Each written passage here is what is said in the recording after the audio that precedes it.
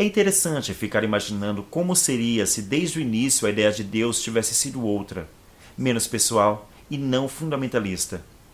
A questão é que sempre os homens foram elaborando seus conceitos sobre as divindades, deixando com que se tornassem crenças fixas. Além do que, também sempre encontramos as tais revelações divinas em todos os cantos do mundo. Desde sempre, o todo mental, que abarca também o que nós chamamos de universo, continua a se manifestar na ininterrupta afirmação daquilo que é. Eu sou o que sou foi dito de forma intuitiva na Escritura. Na história conhecida da humanidade, sempre tivemos a presença de revelações no sentido espiritual do termo, ou seja, algumas pessoas relataram o que, segundo elas, seriam revelações divinas da fonte de tudo que é, comumente por elas chamada de Deus. A comunicação sagrada é o tema do nosso 5º programa da série Despertar dos Deuses, que começa agora, aqui pelo CCU, Consciência Cósmica Universal, o seu canal do conhecimento.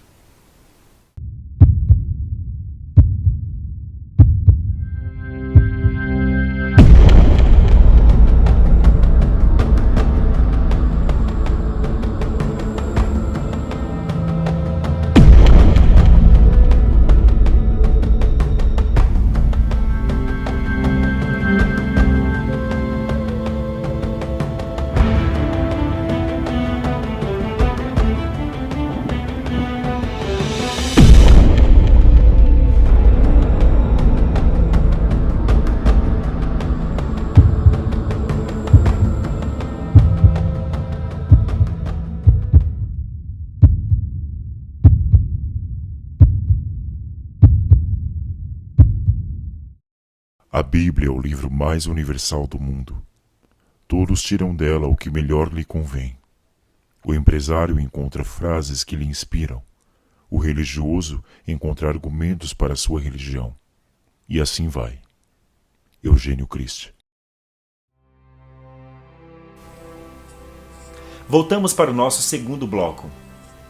Neste eterno manifestar-se e afirmar-se a si mesma, a fonte de tudo que é se desdobra em dimensões ou planos, com diferentes graus de densidade e repletos de seres individualizados. Para facilitar a compreensão sobre a maneira de como essas dimensões coexistem, muitos mestres e instrutores as dividiram em camadas ou planos e as classificaram segundo o critério de sua densidade. Se considerarmos a densidade com maior ou menor concentração de partículas atômicas no mesmo espaço, os planos mais densos são aqueles onde a matéria é mais sólida, mais palpável, mais visível. E os planos sutis, os menos densos, são aqueles de matéria mais rarefeita. O que ocorre é que a dimensão que mais se aproxima da nossa e por sua vibração é exatamente a dimensão onde se encontra algo daqueles que passaram recentemente pelo fenômeno da morte e que pelos seus hábitos, pensamentos e sentimentos, apesar de terem se tornado mais sutis em termos de corpo, continuam identificados com a necessidade do nosso planeta, podendo desta forma interferir em nosso mental e, em muitos casos, conforme o aumento das vibrações, as dimensões vão se distanciando cada vez mais da nossa. Se bem que falarmos em distância não é o termo mais apropriado para o que está em questão aqui, mas por falta de termo melhor em nossa linguagem simples, assim fica. Mas como se dão tais revelações? Existem algumas modalidades delas. Tem a revelação direta, que segundo os registros ocorre muito raramente. Nesta, um ser aparece visivelmente diante de seu devoto e lhe dita ensinamentos e regras, ou quando muito, lhe repreende por alguma falta cometida. Este ser que aparece pode ser um ser de outra dimensão, que está de alguma forma ligado ao nosso mundo, tanto seres positivos quanto negativos. Ou em alguns casos podem ocorrer também manifestação de uma projeção da mente do devoto, que é muito difícil mesmo de ocorrer, visto que para tanto se necessita de muita energia para tal manifestação. Tem a revelação via mediunidade. Nela se afirma que um ser ou espírito entra em contato mentalmente com o indivíduo ou nele se incorpora, deixando-o inconsciente em ambos os casos, mudando inclusive sua postura física e fisionomia do rosto. A maioria pensa que somente os espíritas aderem a essa prática, mas os seguidores de seitas carismáticas e igrejas evangélicas também aderem a essa psicotecnologia, embora jamais vão aceitar que isso ocorre em seu meio. Contudo, nós que pesquisamos e sabemos um pouco do funcionamento da mente, afirmamos categoricamente que o processo é o mesmo. Certamente você já pode ter se deparado com pastores e pregadores em transe mediúnico diante de seus olhos. A mediunidade é muitas vezes considerada como uma troca de energias que permite a comunicação entre os diversos planos e dimensões existentes. E como troca de energias, algo de um plano sempre permanece no outro. Na incorporação, por exemplo, o ser que utiliza a estrutura física e emocional e racional do médium deixa nele algo de si e leva consigo algo dele. É uma lei. Ela funciona para toda e qualquer troca de energias em qualquer parte do universo visível ou invisível. Contudo, há um parecer diferente em relação a este fenômeno. Raramente ocorre a intromissão de um ser ou espírito via incorporação. Quem tem conhecimento de eletrônica vai entender exatamente o que eu vou dizer agora. Não tem como dois espíritos ocuparem energeticamente um mesmo corpo. Pode interferir, mas não ocupar. É como a frequência FM 103. Ela não pode ser ouvida na frequência FM 106. Pode dar alguma interferência, um chiado, uma estática, mas não tem como usarem a mesma frequência, entende? Ocorre muitas vezes a interferência mental de um ser ou espírito na mente do médium. Tivemos no Brasil um dos maiores médiuns do mundo, Chico Xavier, que deixou mensagens profundas que somente podem ser proveniência das instâncias espirituais mediante a egrégora formada. Além de ter demonstrado seu exemplo de desapego, doando todos os recursos que recebeu com a venda de seus 412 livros psicografados. Além da interferência mental e juntamente com ela, de um ser ou espírito na mente do médium, o que acontece raras vezes, o que realmente ocorre é a criação mental de um arquétipo, de uma entidade virtual. O médium entra em contato com a egrégora do grupo. Começa inclusive a canalizar a mente e as energias dessa egrégora. Essa egrégora está repleta de formas pensamento, com as quais a mente do médium está interagindo, mediante a doutrinação que recebeu do grupo. Seu próprio eu, seu espírito, vai se revestir de uma dessas formas pensamento ou entidade, e, estando o médium em estado alterado de consciência, vai formalizando mensagens e conteúdos que estão na mente coletiva da humanidade. O indivíduo entra no centro espiritual a convite de um amigo, por exemplo, e geralmente esse convite vem quando esse indivíduo relata ao amigo um problema pessoal. Ao participar do grupo, começa então uma forma de doutrinação, aprendendo que existem diversas linhas de espíritos, que tem espírito X e Y, que tem espírito fulano de tal, que mais se coadua com a idiosincrasia psíquica e outras coisas. Resultado: em sua mente ele vai formando a imagem desse espírito e logo ele começa a entronizá-lo mentalmente, esse arquétipo, o que resulta nos fenômenos tidos como incorporação, entre outros. Na verdade, não há incorporação de algo de fora, mas a manifestação do espírito da própria pessoa na forma de um arquétipo. Assim sendo, se você não é um verdadeiro iniciado nos mistérios do espírito, eu não aconselho a ir por esse caminho, o da mediunidade, visto que você pode ficar escravizado pelo arquétipo evocado. Aliás, se você for um iniciado verdadeiro, não irá mesmo por esse caminho. Irá se elevar em espírito ao planos superiores e lá receber as inspirações necessárias. Muitas vezes o que ocorre também é a manifestação de um cascarão astral. Isso é bem explicado pela doutrina esotérica, onde fala do corpo astral, o corpo psíquico, segundo algumas tradições. O corpo astral é feito de uma matéria de textura muito fina quando comparado ao corpo visível, matéria elétrica e magnética na sua essência e de uma força imensa e uma elasticidade que permite uma extensão considerável. Ele é um modelo para o corpo físico.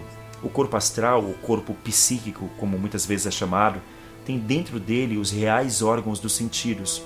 Nele estão a visão, a audição, o olfato, o tato. Ele tem um sistema complexo de nervos e artérias próprias para a condução do fluido astral, que é para aquele corpo como o sangue é para o físico. É o homem pessoal, real. Lá estão localizadas a percepção subconsciente e a memória latente com as quais os hipnotizadores, na atualidade, lidam e se iludem. Assim, quando o corpo morre, o homem astral é libertado, sendo o espírito imortal libertado também, partindo para outro estado de existência bem mais sutil. Assim sendo, o corpo astral torna-se a casca do homem que viveu, e leva um tempo para se dissolver. Ele retém todas as memórias da vida vivida pelo homem, e então automaticamente pode repetir o que o homem morto sabia, pensava e via. Ele, em muitas das vezes, permanece perto do corpo físico, abandonado por todo o tempo até que o corpo físico seja completamente dissipado, pois tem que passar pelo próprio processo de morte. É o que narra o livro O Guardião da Meia-Noite, de Rubens Saraceni, onde o personagem principal conta em seus relatos momentos angustiantes ao lado do próprio corpo, ficando a ele preso até que se conscientizasse de sua postura atual e fosse resgatado por uma outra entidade trevosa, entre outros relatos contidos nesse livro que prende. O espírito pode se tornar visível sob certas condições, pode ser visto como fantasma nas salas de sessões espíritas, se fazendo passar pelo real espírito de um indivíduo, atraído pelos pensamentos do médium e dos assistentes, ele fica flutuando vagamente onde eles estão. Tudo isso fica como prova de que o espírito do morto está presente, porque nenhum médium e nem os assistentes estão familiarizados com as leis que governam a própria natureza e nem com as constituições, poder e função do corpo astral. É por isso que em muitos casos da considerada incorporação, alguns espíritos falam de coisas sem sentidos, levando os ouvintes esclarecidos a pensarem que estão falando com ignorantes. É que não são verdadeiramente espíritos, mas os corpos astrais das pessoas que se foram. Bom, no próximo bloco vamos enumerar o que está realmente envolvido no processo da mediunidade. Eu volto já já, não sai daí.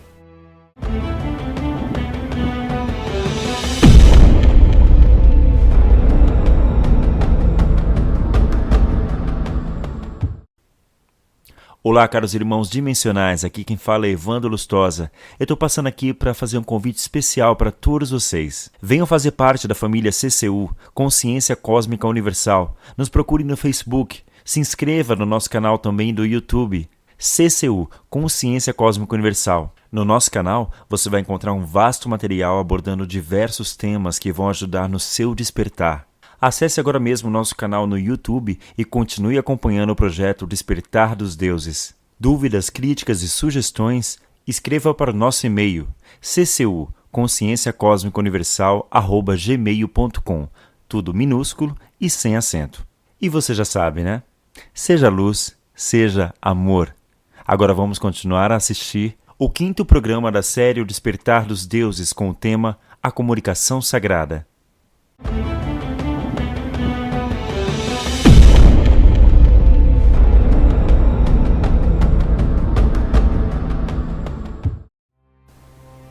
Voltamos para o 3º bloco. É importante relatar o real processo do envolvimento na mediunidade para que não ocorram confusões. 1. Em casos muito raros ocorre a manifestação de espíritos mesmo, visivelmente ou por meio de influência mental, porém espíritos que ainda não se libertaram totalmente dos enlaces da última vida. Segundo a carta do mestre K.H. a Sinnett, você quer saber por que é considerado extremamente difícil, se não completamente impossível para os espíritos puros, desencarnados, se comunicarem com os homens através de médios ou fantasmafonia? Eu digo que é A. Devido a atmosferas antagônicas que envolvem respectivamente esses mundos. B.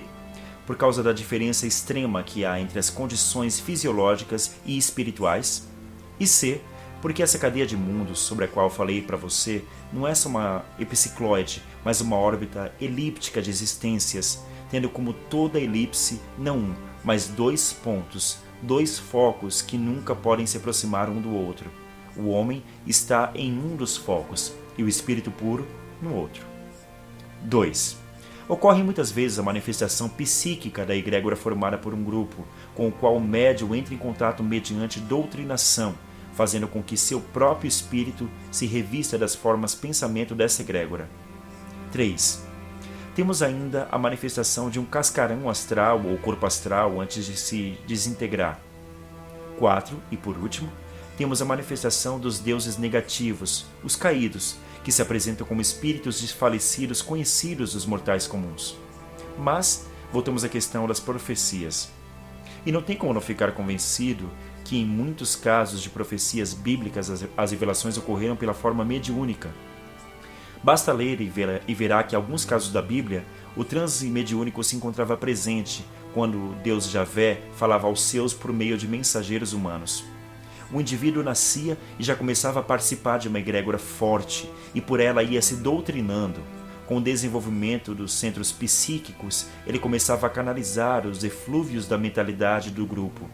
Contudo, em muitos casos em que há intromissão de um espírito mesmo devido à baixa vibração e pouco desenvolvimento de muitos médios, acabam entrando em contato com a dimensão que mais se aproxima da nossa, por sua vibração, aqueles que passaram recentemente pelo fenômeno da morte e que, pelos seus hábitos, pensamentos e sentimentos, continuam presos ao nosso planeta.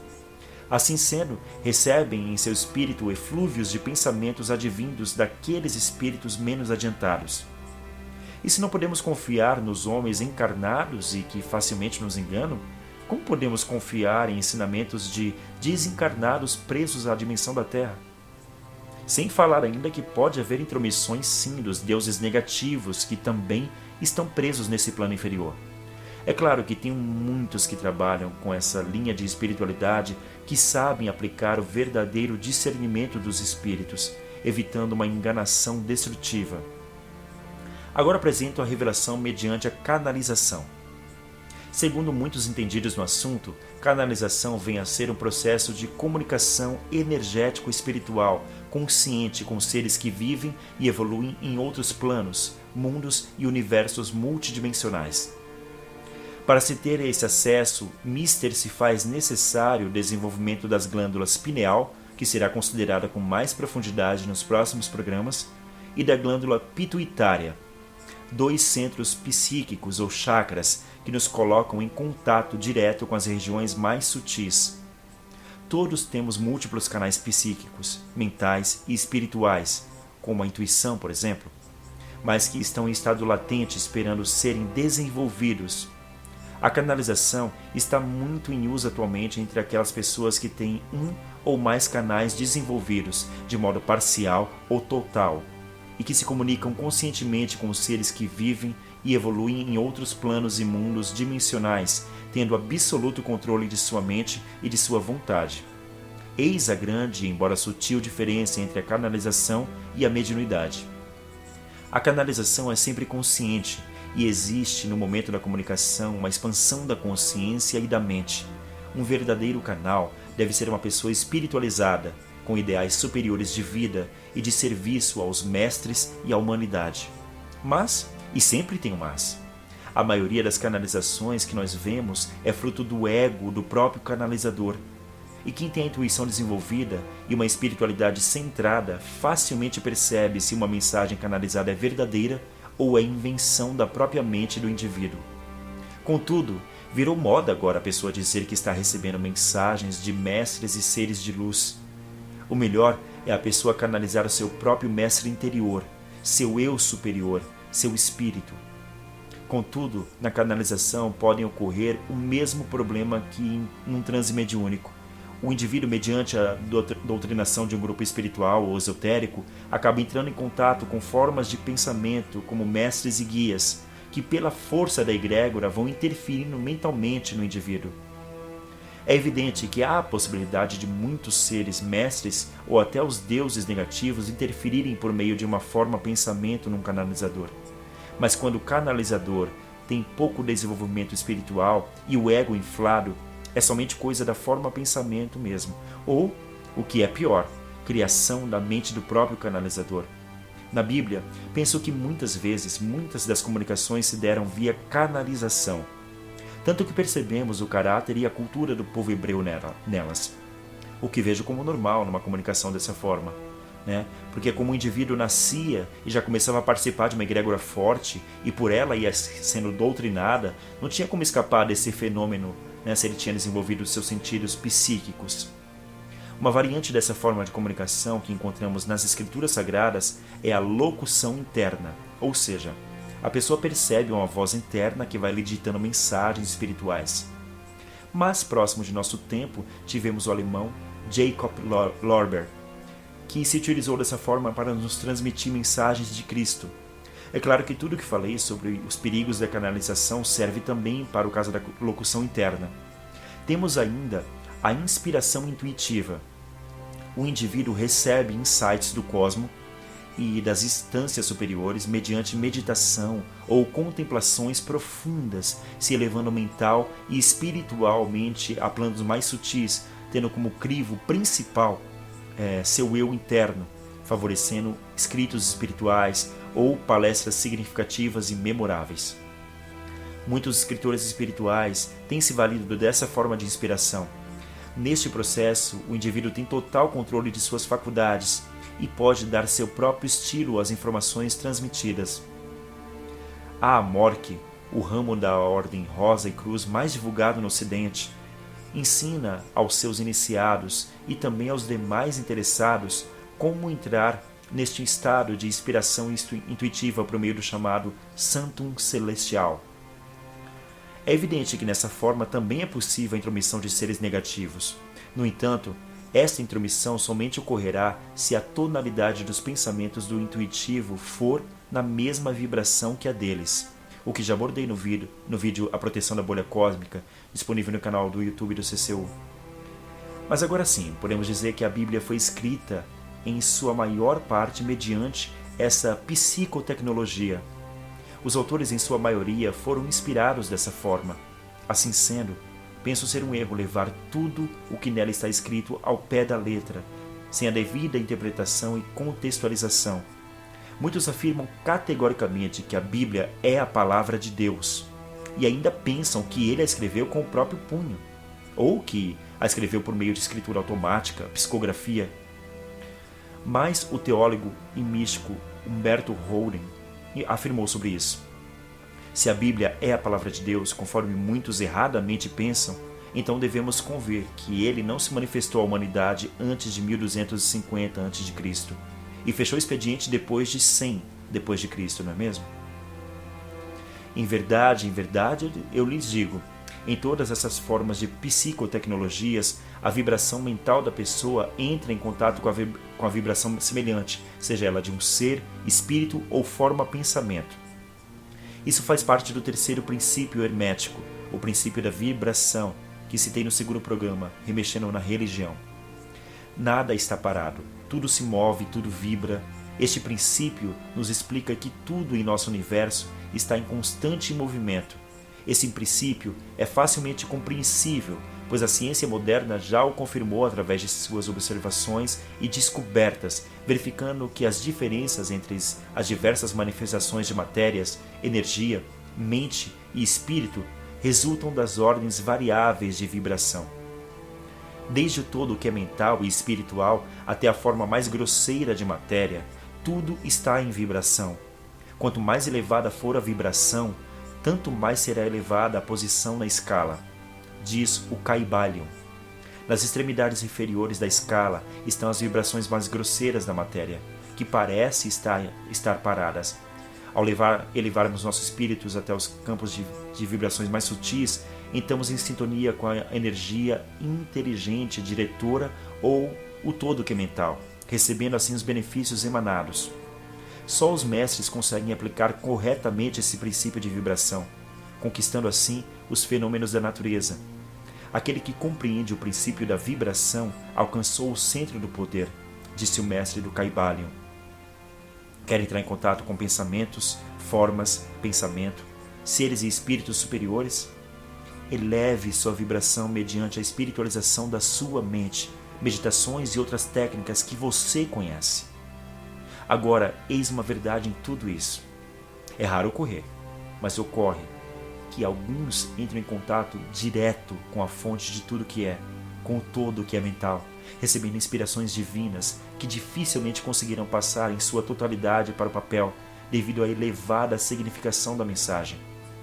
Os que estão prontos a despertarem como deuses nesse quadrante devem desenvolver seus sentidos psíquicos de forma satisfatória, a fim de que possam usufruir da inspiração intuitiva.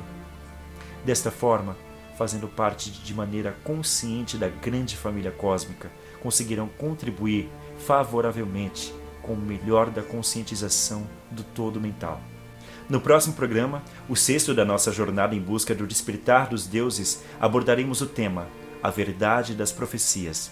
Então, temos um encontro marcado? Amado seja em sua manifestação divina. E não esqueça, seja luz, seja amor.